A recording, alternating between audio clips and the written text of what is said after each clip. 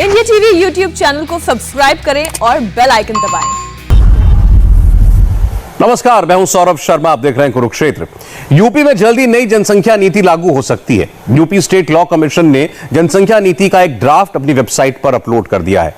इससे पहले मुख्यमंत्री योगी आदित्यनाथ ने खुद नई पॉपुलेशन पॉलिसी के ड्राफ्ट की प्रेजेंटेशन को देखा और अब इस ड्राफ्ट पर लोगों से 19 जुलाई तक सुझाव मांगे गए हैं। 19 जुलाई के बाद इस ड्राफ्ट को सरकार के पास भेजा जाएगा। नई जनसंख्या नीति के ड्राफ्ट पर इससे पहले पॉलिटिक्स भी शुरू हो गई। कांग्रेस पार्टी, समाजवादी पार्टी ने योगी की जनसंख्या नीति को सीधे सीधे चुनाव से जोड़ा।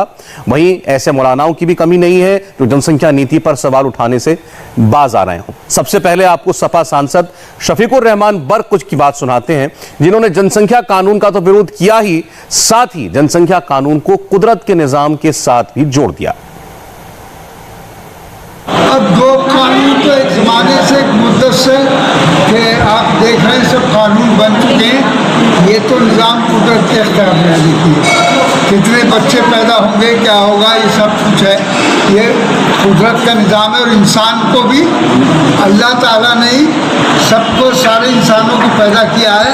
उनकी भी मौत और ज़िंदगी उसके इख्तियार में है, किसी के इख्तियार में नहीं है। तो इस पॉलिसी में ठीक है, उसके सुधार के लिए कि भाई गवर्नमेंट से उसका बोझ संभाला नहीं जा रहा, वो एक दूसरी बात है। लेकिन इसमें हमें कोई अपनी ज़ाती तौर पर कोई इसमें रुकावट डालने का कुदरती तौर पर कोई हक हासिल नहीं है।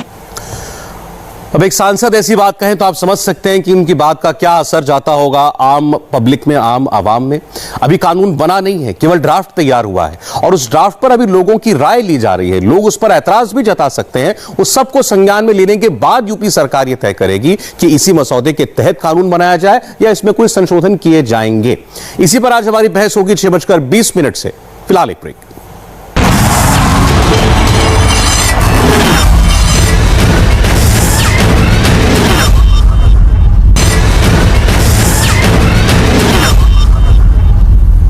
यूपी की प्रस्तावित नई जनसंख्या नीति का ड्राफ्ट आज राज्य के विधि आयोग ने वेबसाइट पर अपलोड कर दिया और ड्राफ्ट पर लोगों से 19 जुलाई तक सुझाव मांगे गए हैं।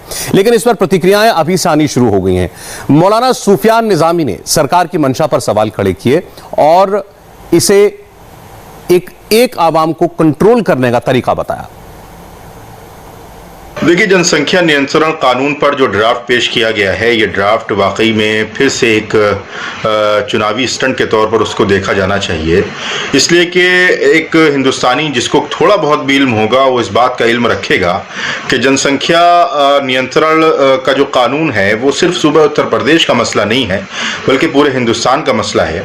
और इसको सिर्फ और सिर्फ 2022 के चुनावी नताइज को और चुनावी अपने फ़ायदे को मद्देनज़र रखते हुए जिस तरीके से पेश किया जा रहा है, ये सिर्फ और सिर्फ आवाम को गुमराह करने के लिए पेश किया जा रहा है। तो इल्जाम यह भी कि चुनावी साल के अंदर ही आखिर इस कानून की बात क्यों हो रही है और इस इल्जाम पर बहस की जा सकती है। लेकिन क्या देश को और उत्तर प्रदेश जैसे बड़े राज्य को अपनी जनसंख्या को काबू करने का, नियंत्रण करने का इख्तियार नहीं है या उसकी जरूरत नहीं है? इस पर शायद दो राय नहीं हो सकती। बहरहाल बहस करेंगे इसी मुद्दे पर 6:20 पर।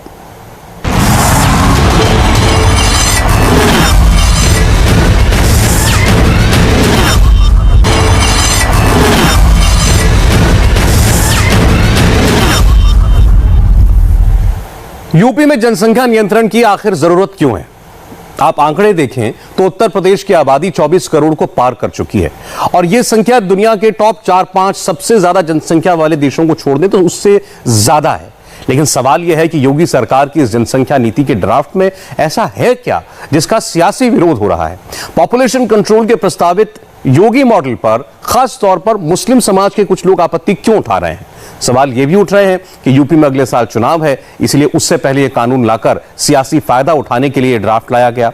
इन सारे सवालों पर हम बहस करेंगे कुरुक्षेत्र में। हमारे साथ दो खास मेहमान जुड़ने जा रहे हैं। इस ब्रेक के बाद बीजेपी के राज्यसभा सांसद राकेश सिन्हा और कांग्रेस पार्टी के वरिष्ठ नेता राशिद अलवी।